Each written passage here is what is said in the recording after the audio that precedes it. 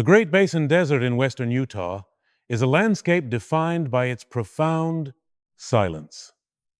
It is a vast, arid expanse of sagebrush, salt flats, and jagged mountain ranges that isolate the valleys from the rest of the American West. In the early spring, the weather here is unpredictable, capable of shifting from a mild thaw to a biting frost within hours. For generations, this unforgiving terrain has been home to resilient communities of ranchers who rely on the sparse, winter-bleached grass to sustain large flocks of sheep. In mid-March of 1968, the ranchers of Skull Valley awoke to an unsettling stillness as they drove their trucks out to the grazing lands. Anticipating the routine work of managing their herds, they noticed irregular patches of white dotting the sagebrush. At first glance, from a distance, it appeared as though late-season snowdrifts had settled in the hollows of the valley. But as they drew closer, the reality of the scene came into focus. Archival photographs from the valley show a grim, almost surreal tableau. Sheep were lying on the ground, entirely motionless. Not a dozen or a few scattered outliers, but hundreds of them. As the ranchers walked through the brush, they found more animals stumbling, their movements erratic and deeply unnatural. But what they found scattered across the winter grass was not the result of the cold. It was the beginning of an ecological anomaly that would take decades to fully untangle. To understand the gravity of that morning, one must understand the unique geography of the region and the quiet neighbor that shared it. Just over the Cedar Mountains, bordering the western edge of Skull Valley, lies the Dugway Proving Ground. Established during the Second World War, the military installation encompasses nearly 800,000 acres, an area roughly the size of the state of Rhode Island. It is a closed, highly secure grid of desert utilized by the United States Army. During the height of the Cold War, the facility's primary mandate was the testing of biological and chemical defense systems. The sheer scale of the proving ground allowed for open-air testing, a practice deemed necessary to understand how various compounds interacted with natural environments, weather, patterns, and atmospheric pressures. Records suggest that the installation was chosen precisely for its isolation. The prevailing belief was that the sheer distance between the testing grids and civilian populations provided an impenetrable buffer. For nearly 3 decades, the ranchers of Skull Valley and the personnel of Dugway Proving Ground existed in a quiet, parallel harmony, separated by a mountain range and a mutual, unspoken boundary, until the wind shifted. The official timeline traces the origins of the incident to the afternoon of Wednesday, the 13th of March, 1968. Internal military documents outline a scheduled aerial test over a designated sector of the proving ground. A high-speed strike aircraft, an F-4 Phantom jet, was outfitted with external tanks containing a chemical agent. The objective was to fly at a low altitude over a precise target grid, dispersing the payload to measure its spread and efficacy under field conditions. The substance in the tanks was a synthetic organophosphorus compound. In its pure form, it is an amber-colored liquid with the consistency of motor oil, designed to be dispersed as a fine aerosol mist. It is tasteless, odorless, and deeply lethal. As the aircraft tore across the desert sky, the dispersal mechanisms were engaged. The primary phase of the test proceeded as designed. However, what happened next remains unclear. Some historians believe that As the jet pulled up to gain altitude and exit the target area, a mechanical fault occurred in one of the external dispensing tanks. A valve, intended to seal shut, may have remained partially open. As the aircraft climbed into the thinner, faster-moving air of the upper atmosphere, residual aerosolized liquid was allegedly drawn out of the malfunctioning nozzle. Instead of settling onto the controlled grid of the proving ground, this fine mist was caught in a high-altitude slipstream. On that particular afternoon, meteorologists noted a specific weather phenomenon over the Great Basin. A temperature inversion, compounded by a steady rainstorm moving northeast. The test parameters were logged, the equipment was secured, and the operation was quietly filed away as a completed objective. But 30 miles outside the perimeter fence, the environment was already reacting. By Thursday, March 14, the initial signs of distress began to ripple through the flocks in Skull Valley. Ranch foremen reported that the sheep were exhibiting behaviors they had never witnessed before. The animals were deeply lethargic, their necks bowed downward, their heads dropping toward the soil as if the muscles had simply given out. When forced to move, their gaits were staggered and uncoordinated. At first, the working theory among the ranchers was a natural, localized poisoning. The high desert is home to several toxic plants, notably halogeton, a noxious weed that thrives in arid soil. If a flock overgrazed on halogeton, the high oxalate content could induce weakness and eventual death. It was a known risk, a calculable hazard of agricultural life in the valley. Local veterinarians were summoned to treat what they assumed was an unfortunate but standard agricultural hazard. They arrived with basic diagnostic kits, preparing to administer treatments for plant toxicity. But as the sun rose on the third day, the narrative entirely collapsed. The sheep were no longer just stumbling, they were collapsing in massive, cascading numbers. By Friday morning, the death toll had surged past 1,000. The symptoms documented by the arriving veterinarians did not align with any known botanical poison. The animals were experiencing tremors, restricted breathing, and a complete breakdown of their central nervous systems.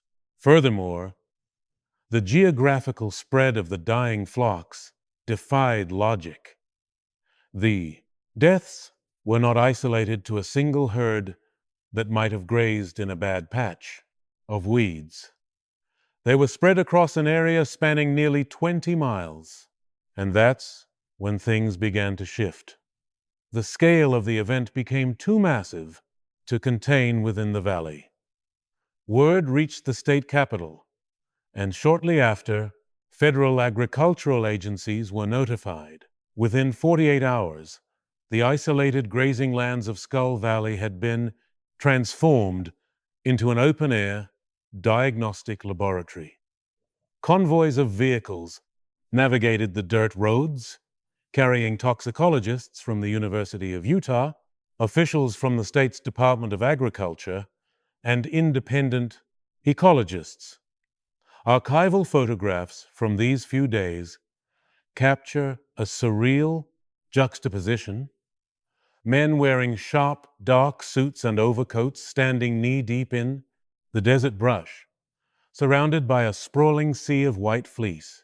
The immediate priority was containment and identification. Vials of blood were drawn from the still living but paralyzed animals. Tissue samples were taken from the deceased. Water troughs were siphoned, and soil was carefully scooped into sterile glass jars. The sheer volume of data being collected was unprecedented for the region.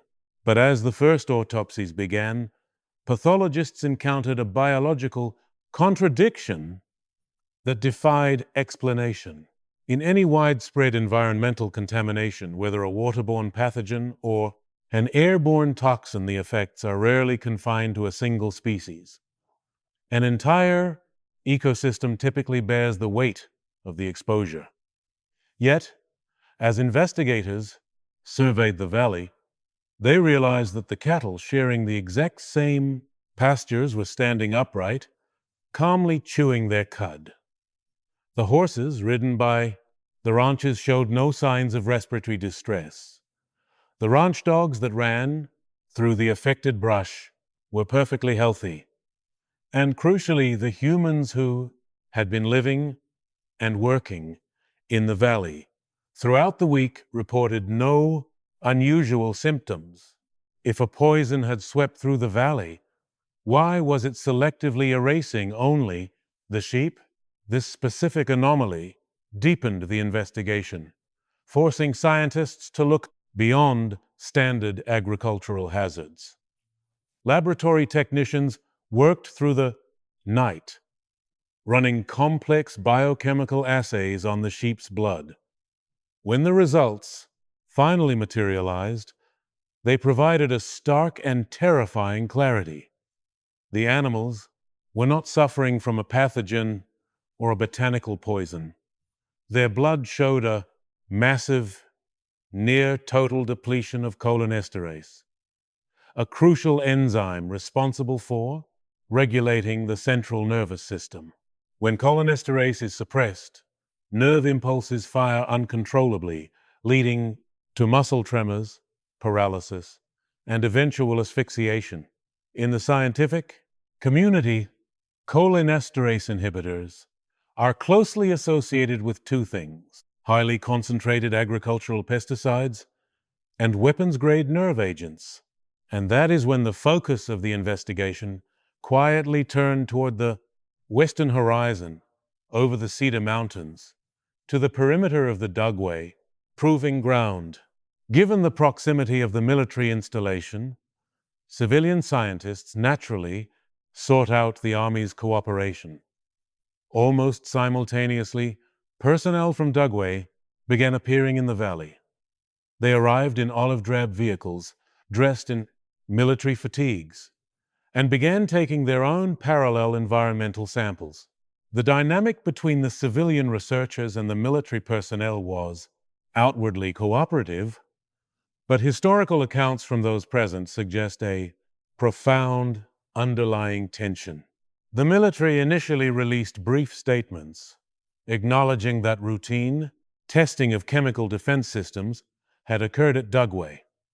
However, they maintained a firm stance on the physical impossibility of their tests affecting Skull Valley. Their argument was rooted in distance and mathematics. The specific test grid used by the F-4 Phantom jet was located approximately 30 miles away from the dying flocks. According to standard aerodynamic and chemical dispersion models of the era, any aerosolized agent should have safely degraded or dispersed into harmless microscopic traces long before traveling such a vast distance. But what the meteorologists mapped out next offered a chillingly precise alternative theory. Weather data from the afternoon of March 13th revealed an intricate atmospheric puzzle. There is no clear consensus on the exact microscopic journey of the chemical mist, but atmospheric physicists proposed a highly specific set of conditions. They theorized that the aerosolized nerve agent caught in the high-altitude updraft from the malfunctioning jet nozzle did not immediately fall. Instead, it was carried eastward by the prevailing winds, drifting high above the jagged peaks of the Cedar Mountains. As the invisible cloud passed over Skull Valley, it collided with a moving rain and snow squall. Records suggest that this precipitation acted as a fatal delivery system. The raindrops and snowflakes bound themselves to the suspended chemical particles, dragging them down from the upper atmosphere and depositing them directly onto the winter grass. Yet, this still left the great biological mystery. Why only the sheep? The answer, researchers soon realized, lay in the unique foraging habits of the animals themselves. Cattle and horses possess deep mouths and tend to pull grass from the middle of the stalk. Sheep, however, are precise low-level grazers. They use their split upper lips to nibble vegetation incredibly close to the soil, right where the late-season snow had accumulated and melted. Furthermore, sheep ingest snow to hydrate when water is scarce. While a cow might brush past a contaminated patch of snow, a sheep would consume it directly. The fatal dose was microscopic. But because of their specific interaction with the terrain, the sheep were receiving concentrated, direct exposure. What the scientists were unearthing was a perfect, devastating storm of mechanical error, meteorological coincidence, and biological susceptibility. By the end of the week, the situation in Skull Valley had escalated into an agricultural apocalypse. The death toll breached 4,000, and within days, it approached 6,000. The visual documentation of the aftermath is profoundly grim. The scale of mortality was so vast that individual disposal was impossible. Heavy machinery was brought into the silent desert. Black and white footage from the era shows massive, yellow bulldozers carving long, deep trenches into the arid soil. Men with protective gloves and masks dragged thousands of carcasses into the mass graves. The economic devastation to the local ranchers was absolute. Decades of careful breeding, financial investment, and generational livelihoods were scraped into the earth and buried under a layer of alkaline dirt. The ranchers sought answers, and, more importantly, they sought restitution. But pursuing a definitive claim required absolute, undeniable proof that the chemical agent in the valley was a precise molecular match to the substance held in the tanks at Dugway. And that is when the physical evidence began to enter a highly complex, bureaucratic maze. Civilian laboratories had confirmed the presence of a nerve agent, but identifying its exact chemical signature was a matter of national security.